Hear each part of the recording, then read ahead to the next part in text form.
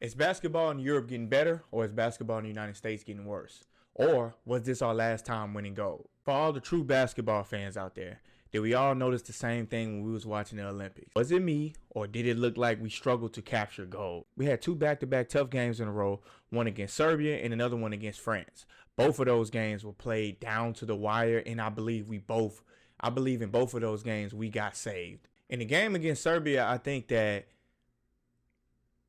in a game against Serbia, it's almost, to me, it was a little bit embarrassing, but it was fun to watch. I say it's embarrassing because I believe that if Serbia actually had one more NBA player besides Bogdanovic, maybe somebody like Michael Porter Jr. or somebody like Kentavious Caldwell-Pope or somebody like even Bruce Brown, I think Jokic defeats Team USA and upsets us in that round, and we never get a chance to play France in the finals for an actual gold medal.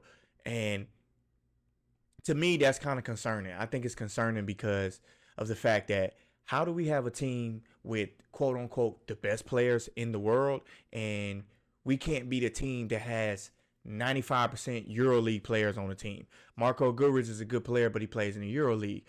Couldn't make it in the NBA. You had a lot of former NBA players on Serbia playing against what we call all-stars in the NBA. Maybe there were Drew Holiday was an all-star, so you can't even say Drew Holiday wasn't an all-star. But Derek White wasn't an all-star. He was the only role player on Team USA, and I can honestly say he wasn't the best role player on the court. My thing with that is, I know they had the three-time MVP who possibly could be a four-time MVP, but how in the hell is that game that close? And that's why my question is basketball in Europe getting better, or are we getting significantly worse? And I think that we are getting worse. The same thing, we beat France by a nail biter, but what the hell are we going to do in 8 years without Steph Curry, Kevin Durant, LeBron James? Are we going to beat France again? Because Wembanyama was the best player on France's team, but he's young. He's 18, 19 years old? He's going to be a lot better 8 years from now. Who the hell are we going to have? We got saved by a 36-year-old Stephen Curry, an old man LeBron James, and an old man Kevin Durant, who's not going to be there in 2028 Olympics in LA. I'm extremely worried about basketball in the USA. I'm debating if it's the way we play basketball, or is it that in Europe they are getting a lot better. In my opinion, I think it's the way we play basketball. I don't have a doubt in my mind that if we play basketball the right way, there's not a country in the world that could come close to beating us. They play basketball with IQ, and we play basketball with ego. That's my take on how we play basketball in the United States. There's ego, and then there's IQ. Two different games, which is why maybe we get paid.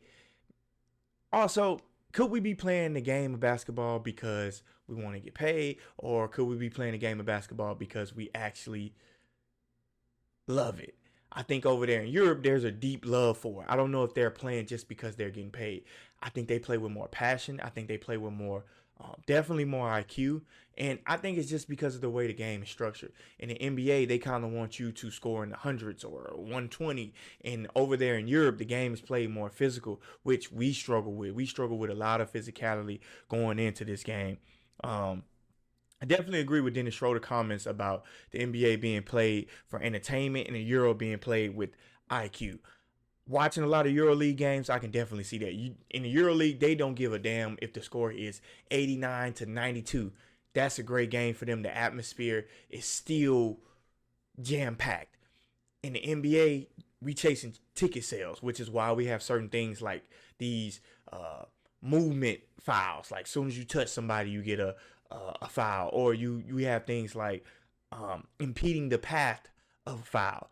Those things definitely fight on the side of entertainment and not on the side of IQ. That's why we got a lot of one-on-one. We get a lot of players scoring 40 and 50 points and 60 and 70 points all in one season, because it's entertainment, not because it's good basketball. Because if that was the case, how come nobody scored 40 points in the Olympics? Steph got close and he shot the lights out of the ball, but let's be honest, everybody ain't Stephen Curry.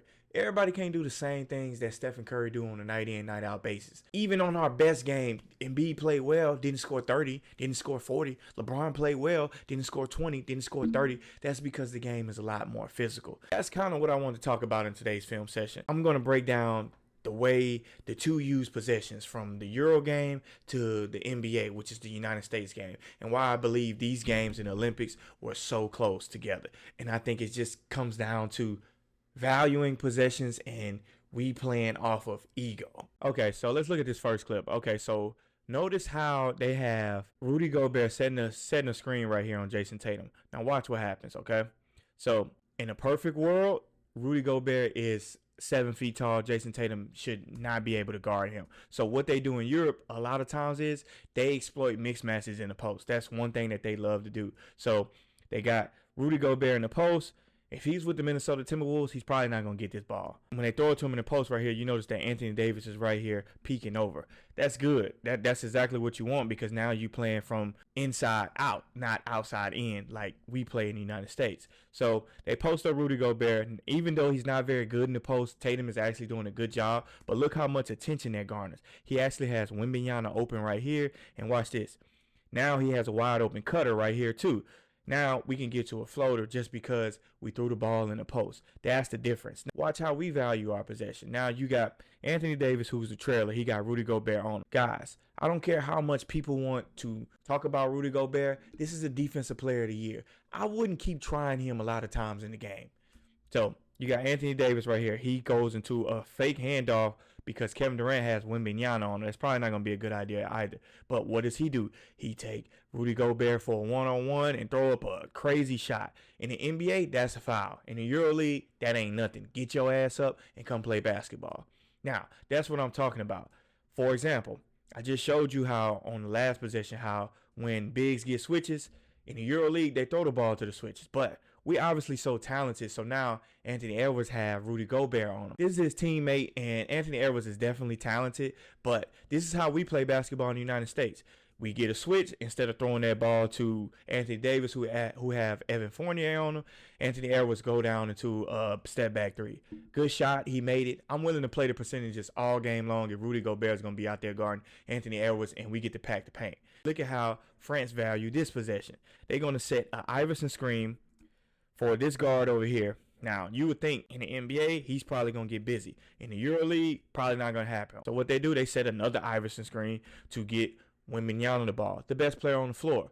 This is why I can agree with Dennis Schroeder when he talks about high IQ and not just for entertainment. It's not fancy. It's not a three-pointer. It's not a step back. But we get Wembanyama in the post against Bam Adebayo or Bamonte, whatever you want to call him. We got him in the post. This is a good shot from Wembanyama. Turn around. He just missed it. But it's an excellent shot, I think, for Wembanyama. Now that sets up this again. Earlier when I talked about getting a switch, Bam switches on to the guard, which I don't know why we actually do that. I kind of hate that we do that. But since we do, this is what they do in Europe. Every time a guard switches on to a big in Europe, they are going to punish you. I promise you that. So they throw the ball to Drew Holiday because you switch. There's no dancing with Bamonte out there or Bam out there. We're going to throw the ball to Drew Holiday, and we're going to get busy with Wembanyama right away. Nothing you can do about that. I don't know if basketball in Europe is getting better or if the United States is just playing worse basketball. In my opinion, I think we just playing worse basketball. When we play like this, we can get anything that we want to get because we have the athletes, we have the shooters, we have the ball handlers, we have guys that can drive.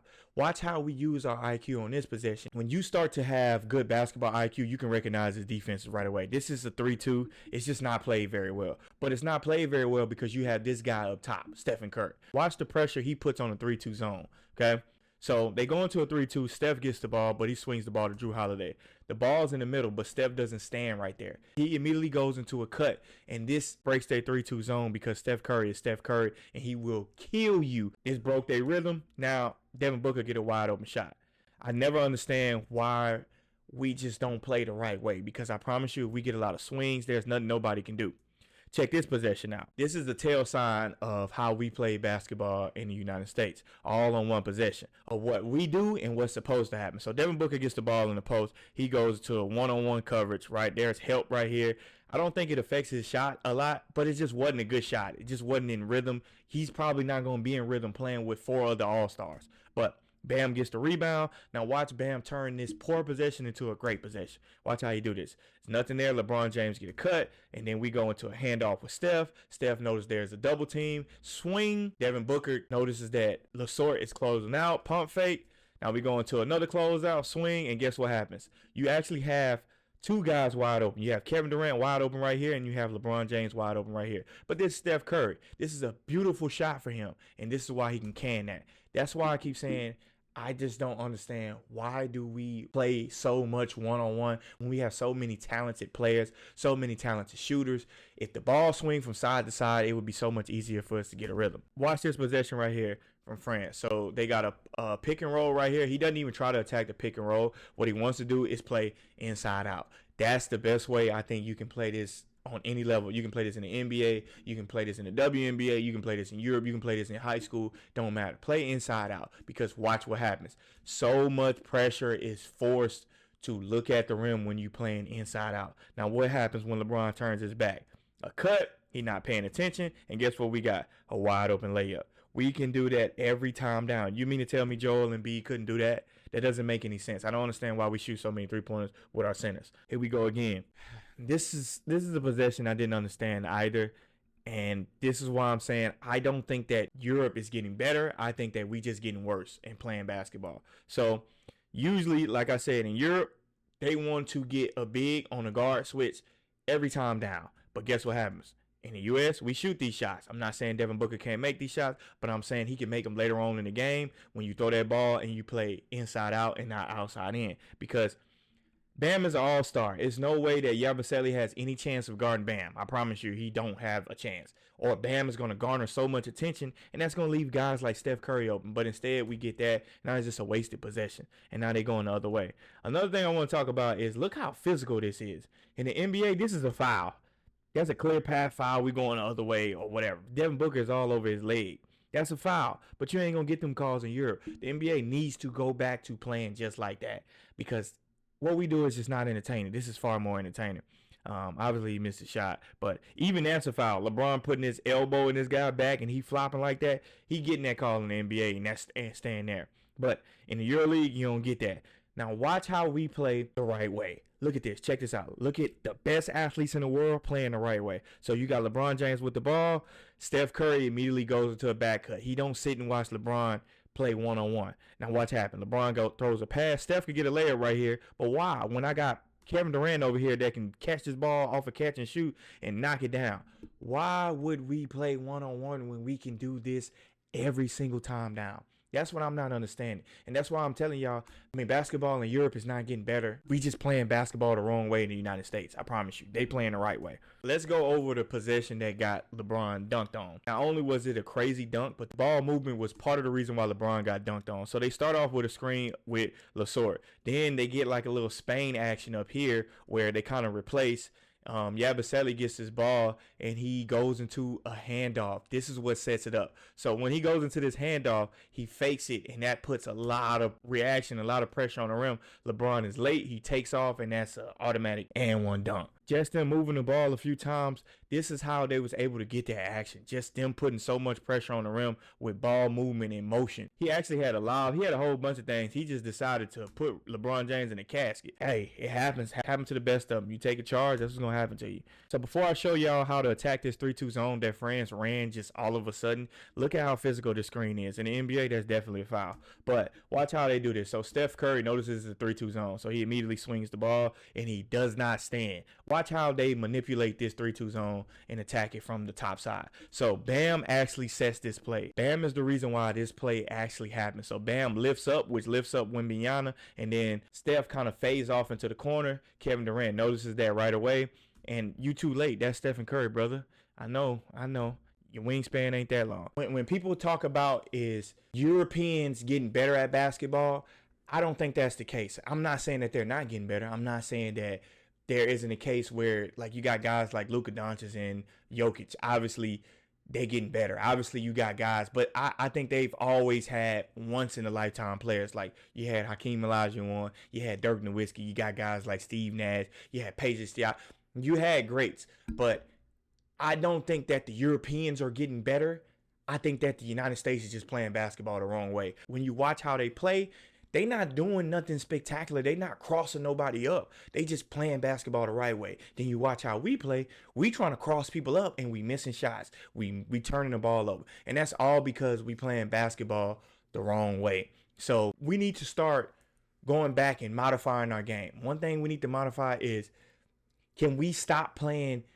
Can we take out all of these touch fouls? Because what's happening is it's ruined our game from the top to the bottom. Because they call so many touch fouls in the NBA, guess what it's doing at the lower levels? It's causing us to be softer. It's causing these players to not understand what a foul is. I know people in AAU can relate. When these kids get fouled, they think it's personal and they want to fight. They can't distinguish what's a tough foul and what's a regular foul because I just don't want to let you lay the ball up. They think that they supposed to lay the ball up because you know why? They see guys like Luka Doncic lay the ball up and nobody do nothing to him. You see guys like Steph Curry just cross you up and don't nobody do nothing to him. Guys, if y'all watch the Olympics, then you notice how physical the game was. Bring that back to the NBA. I don't know who told these people that scoring a lot of points was fun or exciting, but it's actually boring. I don't know who also told y'all that back in the early 2000s, and 2010, around that time, that it was boring because they was playing defense.